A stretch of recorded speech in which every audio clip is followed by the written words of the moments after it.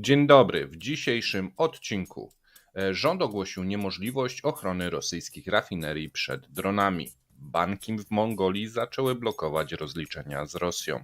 Finlandia zaproponowała zamknięcie floty cieni Putina na Morzu Bałtyckim. Norwegia zakazała wjazdu rosyjskim turystom.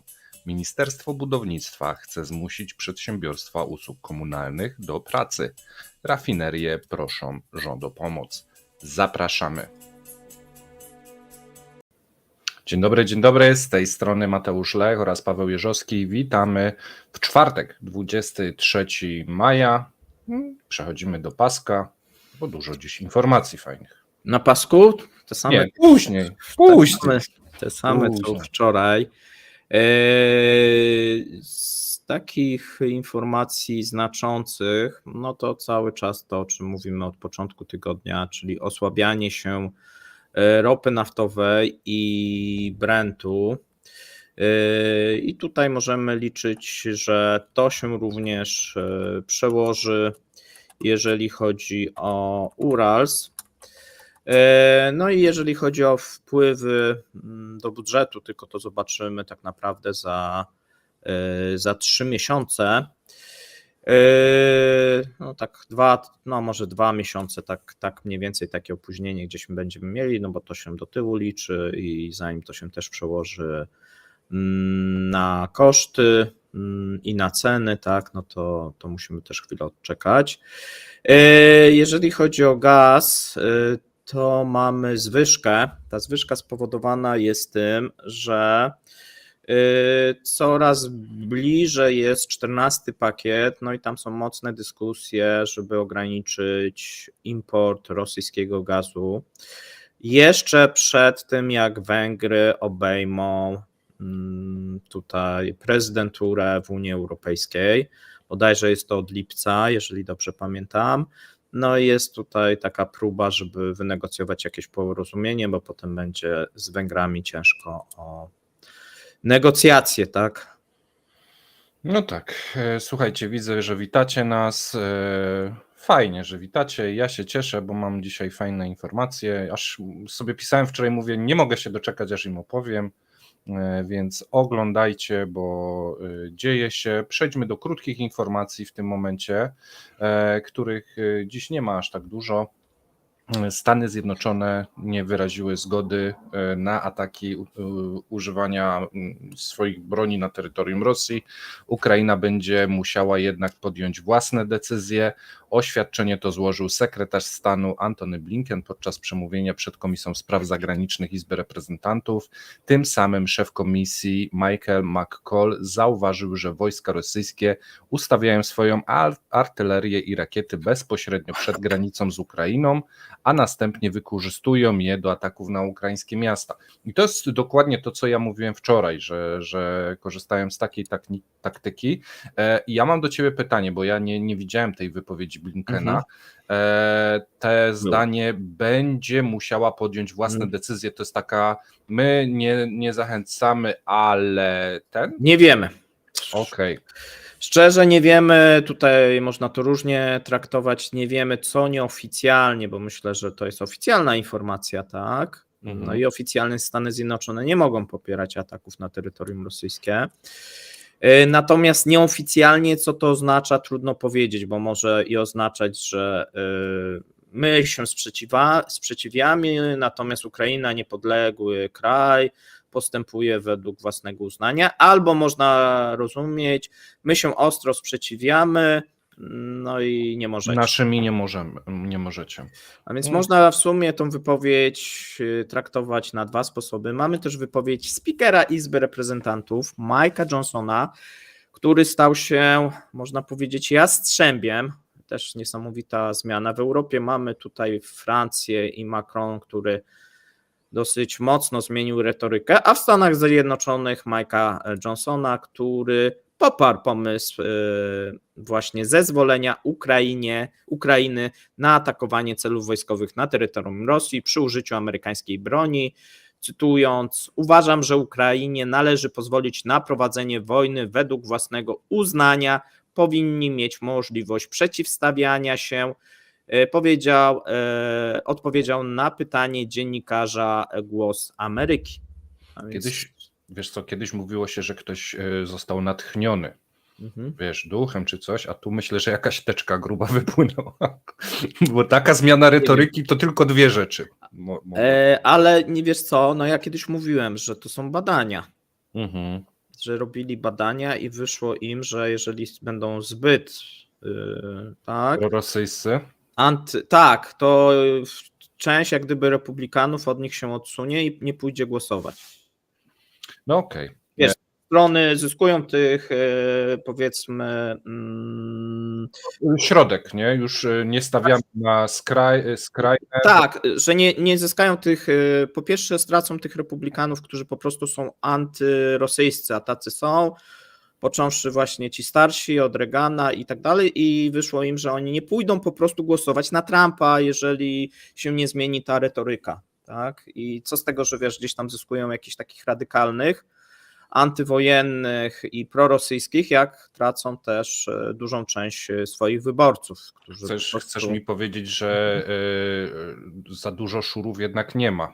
Nie można mieć tylu szurów, żeby wygrać Wiesz, wybory. ci szurzy nie mają za bardzo wyboru, albo nie pójdą głosować, a jak pójdą to właśnie na Trumpa, no bo na Bidena oczywiście nie zagłosują, natomiast no, utrata, wiesz, części elektoratu, gdzieś im wyszło, takie gdzieś informacje, wiesz, też wypłynęły. No i widać, tak, widać, że Trump zupełnie inaczej się wypowiada niż nawet to radykalne skrzydło, tak, że zmienił też tą tonację, tak, że pomagać owszem, ale bardziej pożyczki, a nie tak jak wcześniej, że to nie powinniśmy wspierać, tak, no więc widzimy, że to też się zmieniło i to też będzie ciekawe, bo jeżeli Johnson będzie się tak wypowiadał, no to administracja Bidena jest w takiej też sytuacji, że nagle będzie musiała się ustawiać jak gdyby po tej drugiej stronie. Nie, teraz za mocno. Tak, co też im jak gdyby może nie sprzyjać, tak? Tak. A więc myślę, że... może przebić Johnsona i iść jeszcze ostrzej. Że tak, możecie i my wam doślemy. No, to już wtedy... patrząc na ostrożność tej administracji, jest to wątpliwa postawa. Natomiast no, dużo będzie, wiesz, będzie miało znaczenie właśnie pewnie te sondaże wyborcze i różnego rodzaju badania, bo tak jak mówię, oni się bali, że ten elektorat nawet może przypłynąć po raz pierwszy do demokratów, że oni powiedzą, okej, tu Trump jest zbyt odklejony, to nie jest prawdziwy republikanek, trudno, zamknę oczy, zagłosuję na tego Bidena, tak, byleby Trumpa odsunąć. A więc takie też były informacje i to pewnie przestraszyło tą Trumpa i tą część popierającą jego. Tak, my tu o wyborach w Stanach, a czat żyje tym, gdzie jest gęś pluszowa. Słuchajcie, Wacuś będzie w weekend, w tym momencie montuje materiały, więc spokojnie. Wróci. Tak, mam nadzieję, że mu się nic nie rozszyje. Gęsi się nie pierze. Pluszowe się pierze. Może się pierze, ale się nie odwirowuje. Dobra, przechodzimy dalej. Ty chciałeś go odwirować? Ja go nawet nie chciałem prać, to ty tam sugerujesz. Prezydent Ukrainy weźmie udział w wydarzeniach upamiętniających 80. rocznicę lądowania w Normandii, które odbędą się 6 czerwca i w tym zwróci się do NATO o zestrzelenie rosyjskich rakiet, tak jak zrobiły to Stany Zjednoczone i Wielka Brytania podczas ataku Iranu na Izrael. Tak poinformowała gazeta Politico, powołując się na źródła, rozumiem, anonimowe, tak? Tak, anonimowe, oni zawsze na anonimowe. No tak. Więc... Ale no może coś w tym być, bo ze strony Zełańskiego faktycznie była informacja, że weźmie udział i że będzie przemówienie. Więc... No i to, że będzie wzywał, no w sumie to wydaje się, że jest bardzo prawdopodobne, że taka treść będzie. Więc... No dobrze. To słuchajcie, teraz wam pokażemy, co w tym momencie jest na jedynkach rosyjskiej prasy, a mianowicie jest ta pani. Nie wiem, czy poznajesz. Nie, ale poznałbym, tak. Poznałbyś. To masz szansę, bo ta pani została zdymisjonowana i odchodzi z pracy. Teraz będzie szukała pracy prawdopodobnie. Wszystko na to wskazuje. A to dziwne, że nie poznałeś, bo to jest sekretarz prasowa Ministerstwa Obrony Rosji. A to nie jest ten pan, co zawsze zestrzeliwują Nie, gwiazdę śmierci? nie. Ja myślałem, że on jest od tych komunikatów. On Nie. tam zawsze stał i komunikował, co zestrzelili, ile, wiesz, tych gwiazd śmierci, ile tych czołgów za nim przyjechały, strącili z nieba i tak dalej. To ja myślałem, że to on. No nie. Okazuje się, że nowy minister zdymisjonował właśnie 33-letnią Markowskają, bo tak się ta pani nazywa. Markowska została sekretarzem prasowym Sergieja Szojgu, przypomnijmy, w 2017 roku, wtedy miała 26 lat. Wcześniej pracowała jako korespondentka i prezenterka na kanale Zwiezda. Tam poznała byłego ministra obrony Siergieja Szojgu, po czym została zaproszona do pracy w ministerstwie. No teraz będzie poszukiwać i tym żyją rosyjskie media.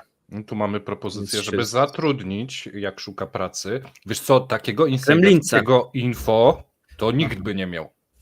6 lat to ona się nasłuchała różnych rzeczy. No pewnie tak, pewnie tak. To byłaby kopalnią materiałów. Niesamowite pewnie rzeczy wie.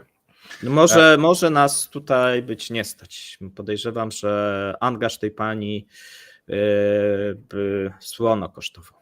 Ale może by się znaleźli wtedy patroni specjalnie. Tak. No, to No, też chyba budżet byłby duży, na pewno. Słuchajcie, dobra, zakończyliśmy krótkie wiadomości, chyba że jeszcze masz coś, Paweł. Wydaje mi się, że to koniec. Więc przeszlibyśmy do kubeczka. Słuchajcie, pamiętajcie o regulaminie, bo zdarza się Wam nie przeczytać i wysłać. Rozdajemy kubeczki, powoli się kończy 3. seria. Paweł, poproszę o hasło. Pierwsze hasło to będzie członkini. O. Dobrze. To też prosto. Dobra. Jeżeli wszyscy zapisali, to przechodzimy do wiadomości tych głównych i zaczniemy dzisiaj od rządu rosyjskiego, który ogłosił niemożliwość ochrony rosyjskich rafinerii przed dronami. To jest piękne po prostu. Władze rosyjskie nie są w stanie chronić przedsiębiorstw kompleksu paliwowo-energetycznego przed atakami ukraińskich dronów, powiedział rosyjski wiceminister Aleksander Nowak. Tu mam cytat. Istnieją odpowiednie przepisy dotyczące bezpieczeństwa obiektów paliwowo-energetycznych, w ramach których realizowane są działania zabezpieczające. Tak, widzimy te działania. Mam cytat dalej. Oczywiście nie da się w 100% wykluczyć ataków i przed nimi ochronić. Czasami zdarzają się takie sytuacje. I moim zdaniem to jest perełka, bo to brzmi może poważnie, ale gdybyśmy podstawili nieco inne zawody, to można by było to tak przedstawić. Wyobraźcie sobie, że jest ratownik na basenie i mówi, no mamy tu procedury, o proszę, tu mam koło ratunkowe i pomarańczowe spodenki i gwizdek, ale nie zawsze zdarza nam się te dzieci uratować. Czasem po prostu się topią. Mimo to powiedział, że ale rosyjski... poczekaj, no to dokładnie mnie. To przecież... Porównanie rafinerii do topiących się dzieci. No ale przecież wiesz, no on mówi, no Perełka, można powiedzieć. Czasem się zdarza, że nam któraś wybuchnie. No to jest no dokładnie tak samo, jakby ratownik się tłumaczył. No mam wszystko, mam procedury, no ale że się czasem jakieś utopi, no to trudno, no po prostu się topią. No tak to brzmi po prostu. Ja to czytałem i ja się śmiałem na głos. Nie no, w porządku, ja bym nie wpadł na to porównanie po prostu. No okej. Mimo to powiedział, że rosyjskie obiekty energetyczne szybko się odbudowują po atakach, a władze i firmy udoskonalają różne mechanizmy, technologie ochrony przed dronami. Te Aż prace... dostałem napiwek chyba. Dzięki, Chris. Znaczy ja nie wiem, jak te dzieci się odbudowują, więc cały czas nie mam tego, nie widzę tego porównania, ale okej. Te prace trwają, podkreślił Nowak. Dotychczas w zabezpieczeniu rafinerii nie pomogły jednak działa przeciwdronowe, stałe systemy elektronicznego wykrywania i tłumienia dronów, a także naciągnięte sieci i kopuły, które mają zatrzymać obiekty latające.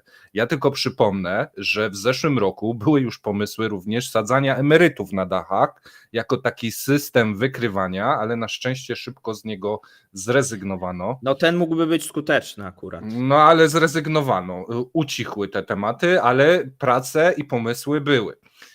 Może wrócą, trzymam kciuki. W ciągu 5,5 miesiąca tego roku rosyjskie rafinerie i składy ropy zostały zaatakowane, słuchajcie, 30 razy. Ja tego nie liczyłem, bo to po prostu tak się pojawiało, ale wychodzi na to, że już 30 razy zaatakowane zostały wszystkie główne rafinerie ropy naftowej w europejskiej części Rosji. Według szacunków Reutersa w kwietniu na skutek wypadków i wpływów zewnętrznych, tu mam taki cudzysłów, 17% mocy produkcyjnych rafinerii ogólnorosyjskich, czyli 150 000 ton dziennie, było niewyprodukowanych. Tu natomiast nie mamy wyników precyzyjnych, gdyż Rosjanie robią co mogą, aby ukrywać prawdziwe dane. Na tym tle załamał się eksport produktów naftowych z Rosji. W kwietniu w porównaniu z tym samym miesiącem ubiegłego roku za granicę wyeksportowano o 24% mniej oleju opałowego, 20% mniej benzyny i 28% mniej oleju opałowego, napędowego, przepraszam. Tak wynika z danych Keplera. No, Kepler, tak, że się myli. Rosjanie publikowali dane za kwiecień, mają wzrosty. Ja tak zauważyłem, że im gorzej jest z jakimś sektorem, tym pojawiają się różnego rodzaju dane, które pokazują, że jest coraz lepiej. A więc no to wskazuje, że jak Ukraińcy będą 2 razy więcej atakować, to będą jeszcze większe wzrosty, jeżeli chodzi o produkcję. Bo mówią, że tutaj produkcja rośnie i jest wyższa nawet niż przed atakami. No, nie wiem, czy tu podałeś Chrisa. Tak, dziękujemy serdecznie. Tak, okej. I będziemy dzisiaj o rafineriach mówić, a więc zostańcie z nami do końca, bo okazuje się, że jest tak dobrze, że rafinerie proszą o pomoc, ale o tym na końcu. Tak. A my sobie teraz przejdziemy do Mongolii. Nie wiem, czy kiedyś byłeś. Nie. Czy piszcie widzowie, jeżeli ktoś był. Ja nigdy nie byłem w Mongolii. Chciałem się wybrać, ale teraz to nie wiem, czy znajdę czas. Natomiast okazuje się, że no nie można tam z rublami za bardzo jechać, ponieważ banki w Mongolii zaczęły blokować rozliczenia z Rosją. Po Turcji, Zjednoczonych Emiratach Arabskich i Chinach w Mongolii pojawiły się duże problemy z płatnościami dla rosyjskich firm. Tak powiedział znany wam Aleksander Nobel. Robiliśmy taki program na temat tego pana, szef Międzynarodowego Laboratorium Badań Handlu Zagranicznego w RANEPA i mówił o tym na środowej konferencji Perspektywy rozwoju współpracy handlowej, gospodarczej i inwestycyjnej między Mongolią a krajami euroazjatyckimi. Swoją drogą też sobie wybrał moment, żeby się pochwalić. Według niego mongolskie banki obawiają się ryzyka wtórnych sankcji amerykańskich, czyli środków za naruszenie obecnego reżimu sankcji. Przypomnijmy, my o tym mówiliśmy, to są najbardziej dotkliwe sankcje jak do tej pory.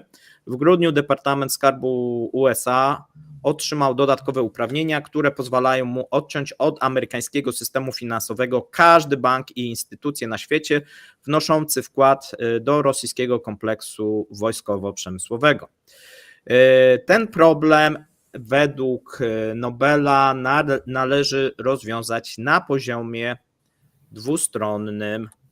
Jednak jak dotąd wysiłki dyplomatyczne Ministerstwa Spraw Zagranicznych nie przyniosły rezultatu. Negocjacje z Turcją, której banki od początku roku blokują płatności z Rosji, trwają wciąż od lutego. Nie udało się, tak jak wiemy, znaleźć rozwiązania, do czego przyznał się kolejny raz ambasador Rosji w Ankarze. Za to, co dzieje się, obwinił Amerykanów i Unię Europejską. Następne trudności pojawiły się też w tym roku w Zjednoczonych Emiratach Arabskich. No i tu będzie coraz gorzej, bo Amerykanie, że tak powiem, coraz więcej mają wspólnych interesów, jeżeli chodzi o Zjednoczone Emiraty Arabskie, a więc wydaje się, że jeżeli chodzi o ZEA, które było, można powiedzieć, bardzo ważnym miejscem dla Rosjan, no to ten 2024 będzie bardzo trudnym rokiem. A jeżeli chodzi o Chiny, no to od marca zawieszonych jest, to sam Putin mówił, 80% rozliczeń z Rosją. Tutaj wizyta prezydenta Rosji Władimira Putina w Chinach wydaje się nie mieć wpływu na ten moment na poprawę sytuacji. Po negocjacjach z prezydentem Chin nie zapowiedziano konkretnych działań mających rozwiązać problem z płatnościami. Ogólnie to tak słuchamy, cały czas słuchamy, wiemy, że wszystko jest utajnione, no ale coś miało być ogłaszane, no i w sumie nic nie jest ogłaszane, ale my czekamy cierpliwie, bo to jest kolejny dzień. Nawet nie ma żadnych tych informacji handlowych i gospodarczych, także coś wspólnie robią, no już pomijam oczywiście te wojskowe, no bo te akurat faktycznie mogą być tajne i tu mówiłem wielokrotnie, że liczyłbym na pomoc chińską, przynajmniej jakąś taką kroplówkę.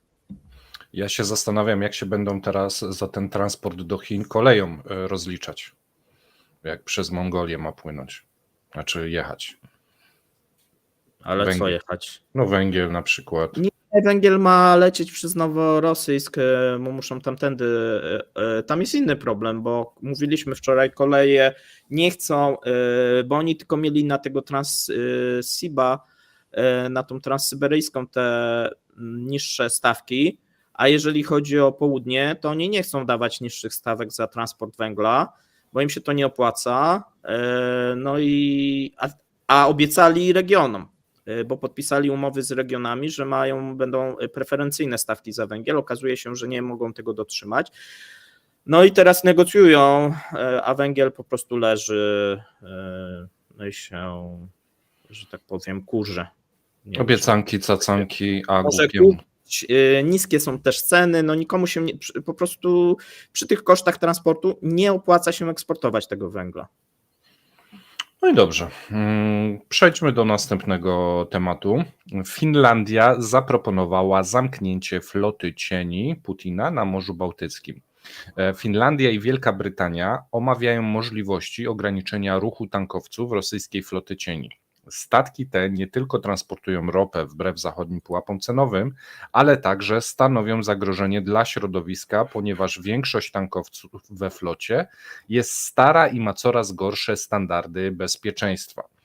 Przedstawiciele Londynu i Helsinek rozważają plany zaangażowania krajów trzecich w blokowanie przepływów rosyjskich tankowców na Morzu Bałtyckim i kanale La Manche.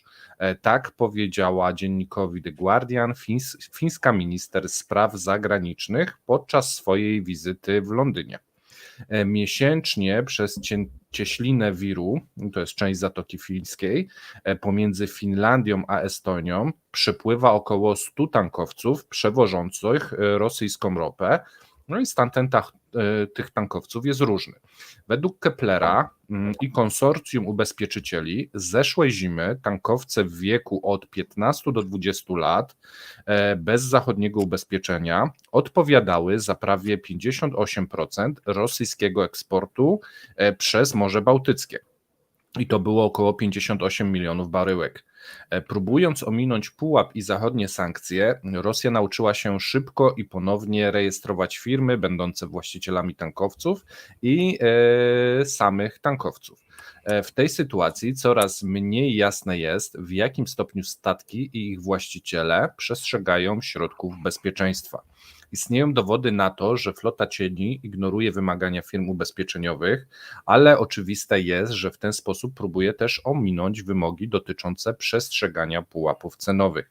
Dlatego zdaniem Unii Europejskiej i właśnie tych krajów UK i Finlandii, myśli się o nowych sankcjach, a kraje G7 będą takie możliwości przeciwdziałania antysankcyjnym działaniom Rosji testować. Czyli mamy znowu ten wyścig, sankcje i kontrsankcje.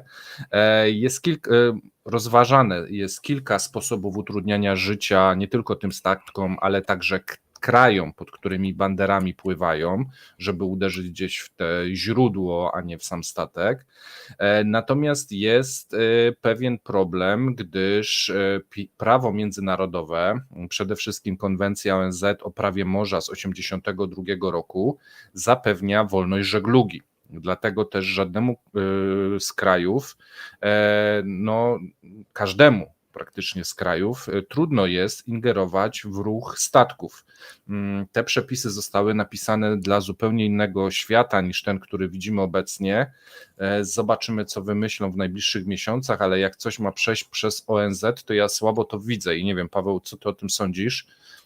Czy jest jakiś sposób wywarcia jakiegoś wpływu na statki płynące po wodach międzynarodowych? Nie rozumiem twojego pytania. Mamy, prawo o wolności żeglugi i to jest prawo ONZ-u z 1982 roku.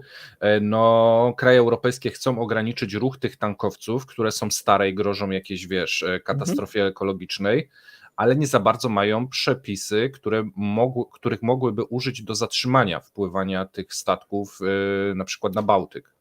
Wiesz co, mają, moim zdaniem mają, tak, szczególnie jeżeli przepływają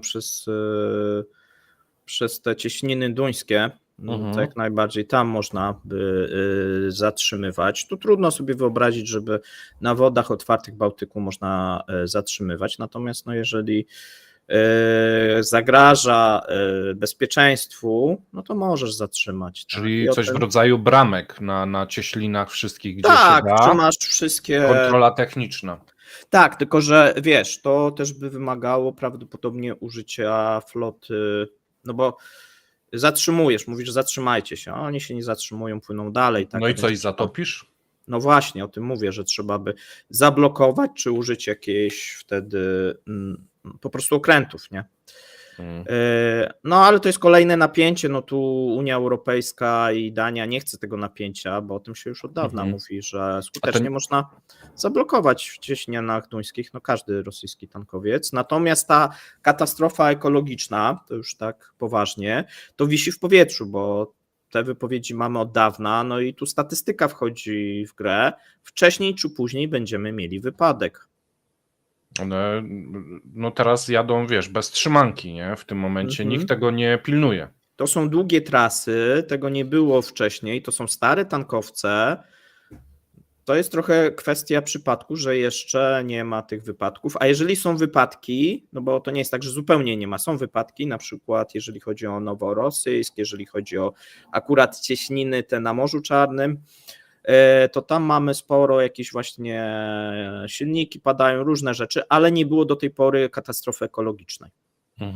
Ale ktoś, kto wprowadzi ten zakaz, na przykład firmy z Danii, wyobraźmy sobie sytuację, że robią rzeczywiście, tworzy się kolejka, no i te tankowce stoją u wybrzeży Danii. Ja potrafię sobie wyobrazić sabotaż, że Rosjanie na złość zatapiają jeden i cała ta ropa, na Danię po prostu leci, nie? Wiele rzeczy możemy sobie tutaj, wyobrazić, tak, a więc jeżeli chodzi o tutaj te elementy. A my przejdziemy właśnie do Skandynawii, bo powiemy o Norwegii. Okazuje się, że Norwegia zakaże wjazdu rosyjskim turystom. Władze norweskie wprowadzą ograniczenia wjazdu dla obywateli Rosji od 29 maja. Rosjanie przybywające do tego kraju skandynawskiego w celach turystycznych nie będą mieli wjazdu. Wyjątek będą stanowić jedynie obywatele Rosji, którzy podróżują w celach odwiedzenia rodziny lub podjęcia pracy czy nauki w Norwegii lub strefie Schengen. Z komunikatu prasowego norweskiego rządu wynika, że ograniczenie dotyczy zarówno osób posiadających już wydane wizy przez Norwegię przed wiosną 2022 roku, jak i wizy wydane przez inne państwa Schengen. Więc jeżeli miałeś tą wizę, no to już ta wiza jest nieaktywna, że tak powiem. Rząd norweski uzasadnił wprowadzenie nowych ograniczeń koniecznością wsparcia sojuszników w reagowaniu na działanie militarne Rosji na Ukrainie. Dosyć taki jastrzębia wypowiedź. Norwegia ograniczyła, przypomnijmy, wjazd Rosjan wiosną 2022 roku. Kraj prawie zaprzestał wydawania wiz turystycznych obywatelom Rosji. Natomiast można było wjechać też na wizie wydanych przez inne kraje Schengen. W tym momencie będzie to prawdopodobnie niemożliwe. Od 3 października 2023 na terytorium Norwegii obowiązuje zakaz, przypomnijmy, wjazdu samochodów osobowych z rosyjskimi tablicami rejestracyjnymi, które mogą pomieścić 9 osób. Przypomnijmy również, że wjazdu przez granicę zewnętrzną w celach turystycznych Rosjanom zakazała Finlandia, Estonia, Łotwa, Litwa, Polska i Czechy. No i poszerza się to grono. Tu mamy informację, żeby nie brać tej pani, o której mówiliśmy wcześniej, do Kremlinki, bo ona nie wie, kiedy mówi prawda, kiedy kłamie po 6 latach. Tak, może jej się zlewać. Może jej się zlewać, te dwie rzeczywistości. Macie rację, tak, musimy jednak to przemyśleć. Przechodzimy do następnego materiału. Ministerstwo Budownictwa chce zmusić przedsiębiorstwa usług komunalnych do pracy. Znowu to brzmi dziwnie. Ministerstwo Budownictwa Federacji Rosyjskiej może zrewidować system przeliczania kosztów mieszkań i usług komunalnych, jeżeli okazały się one złej jakości lub w ogóle nie zostały zapewnione. Zgłoszono już odpowiednie pismo do Wydziału Konstrukcyjnego Organizacji Społecznych i Praw Człowieka. Może to być szczególnie istotne w przypadku płacenia za dostawę np. wody lub ogrzewania, które często lub czasowo było wyłączane, jak mieliśmy przykład wyłączone, jak mieliśmy przykład w poprzednich miesiącach. Jak wynika z badania, prawie 1/3 Rosjan odnotowała pogorszenie jakości mieszkalnictwa i usług komunalnych w ciągu ostatniego roku. 1/3 ze 140 milionów, możecie sobie policzyć, ile to milionów ludzi odnotowało pogorszenie stanu swoich mieszkań i mieszkalnictwa.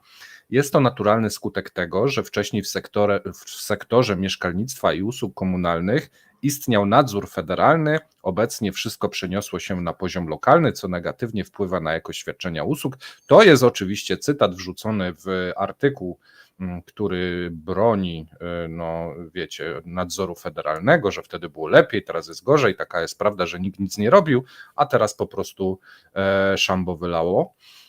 Może nawet dosłownie. Poziom zużycia sprzętu komunalnego w Rosji jest bardzo wysoki. Są obszary na przykład, gdzie zaopatrzenie w wodę, rury, które zaopatrują ludzi w wodę, tam poziom zniszczeń i degradacji rur sięga 50%.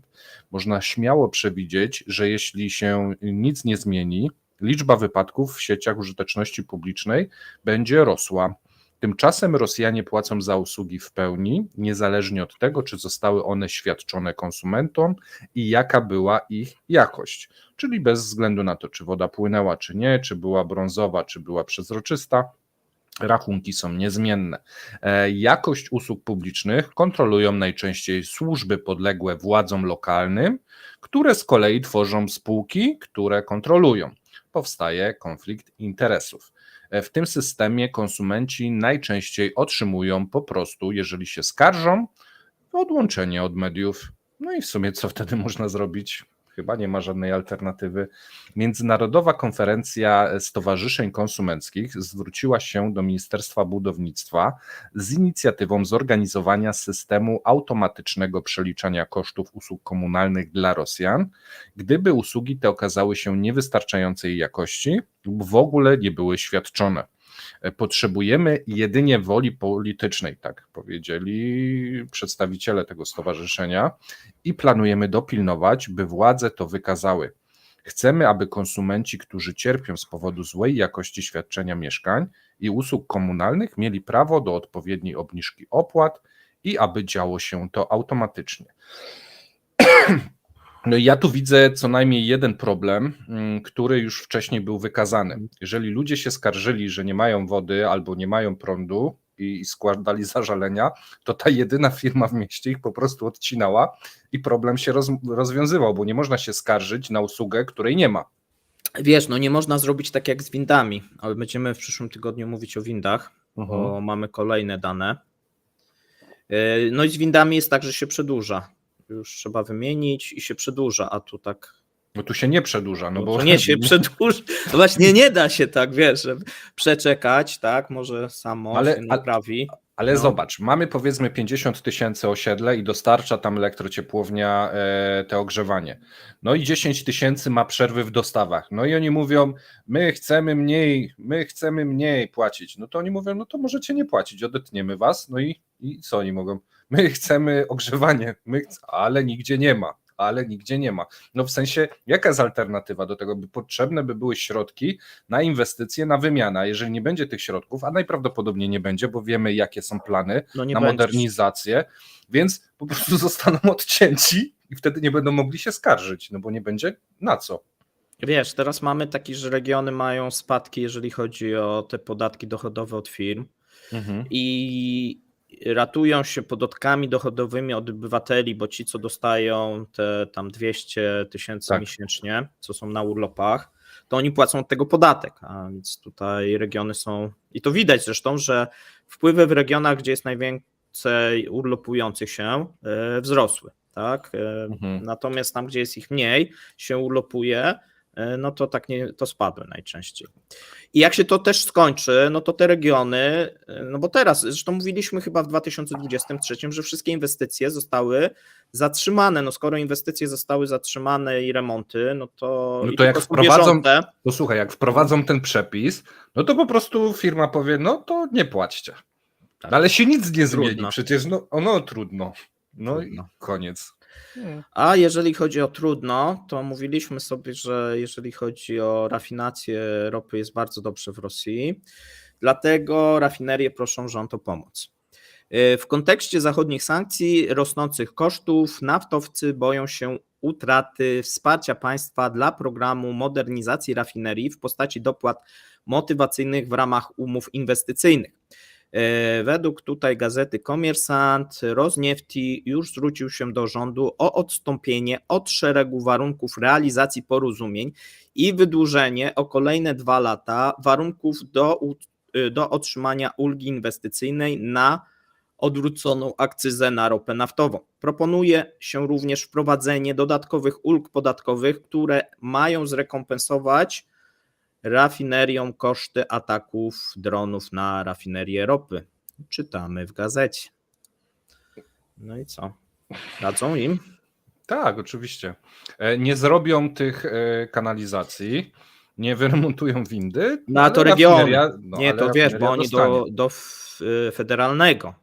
No dobrze, no ale ten rubel to on krąży, to nie jest tak, że to są jakieś inne papierki, no te same, no nie ma za dużo, krótka kołderka, no ktoś dostanie, zobaczymy, bo tak, o co chodzi z tymi ulgami? Oni chcą, żeby do tej pory rafinerie dostawały takie ulgi modernizacyjne, no i teraz część na przykład musi się wywiązać z planu tego modernizacyjnego, no ale tutaj niezidentyfikowane drony zmieniły, że tak powiem, ten plan modernizacyjny i pewne modernizacje dodatkowo trzeba będzie wprowadzić.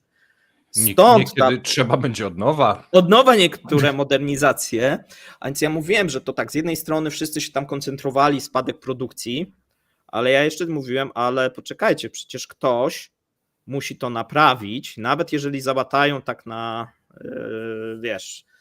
na teraz, na tak, taśmą klejącą, tak, do rur. Czujesz te 600 kulek na przykład i później te dziurki tymi taśmami. Nie, no to będą spawać znając życie, ale nawet to jak pospawają, to tak, no nie jest to za dobry pomysł,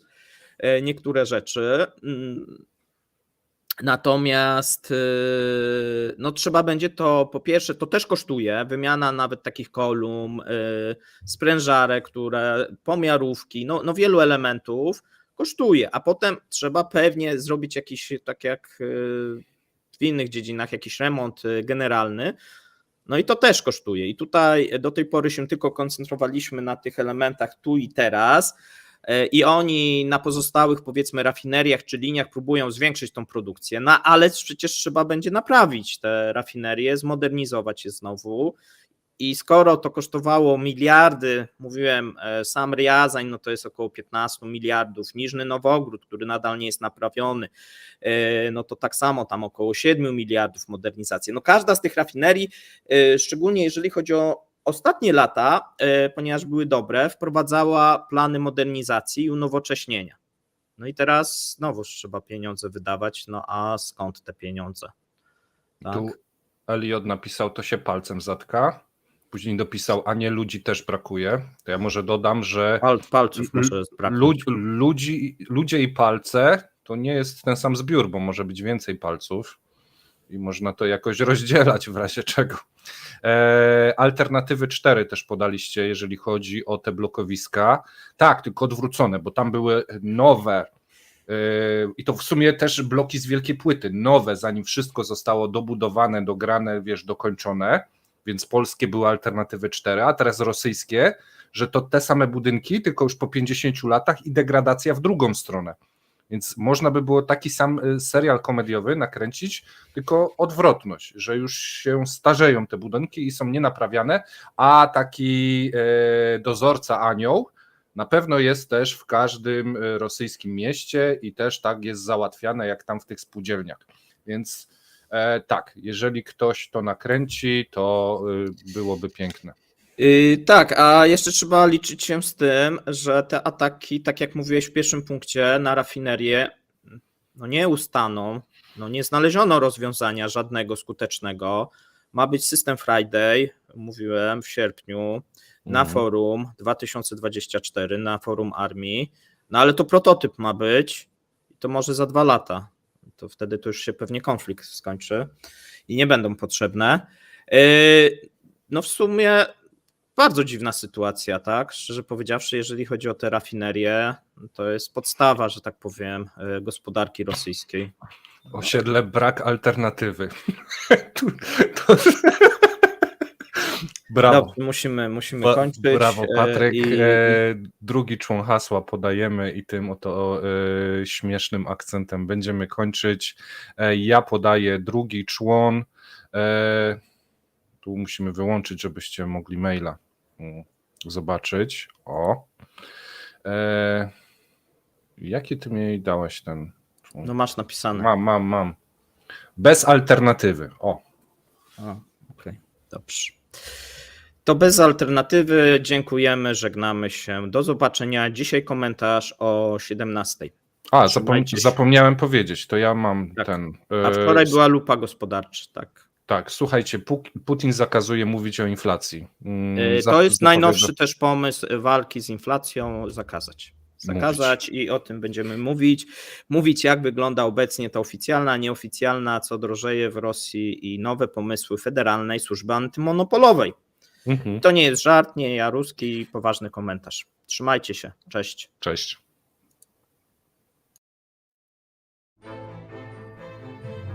Dziękujemy za obejrzenie materiału do końca. Zapraszamy kolejnego dnia. Trzymajcie się. Cześć.